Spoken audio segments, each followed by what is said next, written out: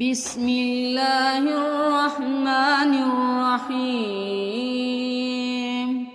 قل أوحي إلي أنه استمع نفر من الجن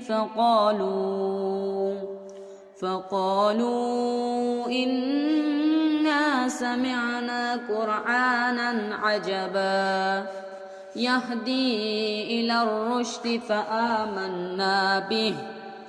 ولن نشرك بربنا أحدا وأنه تعالى جد ربنا ما اتخذ صاحبة ولا ولدا وأنه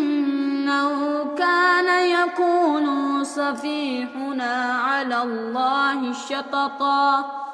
وأنا ظننا أن تقول الإنس والجن على الله كذبا وأنه كان رجال من الإنس يعوذون برجال من الجن فزادوهم رهقا وأنهم ظنوا كما ظننتم أن لن يبعث الله أحدا وأنا لمسنا السماء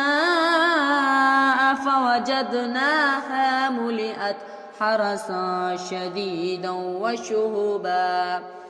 وأنا كنا نقعد منها مقاعد للسمع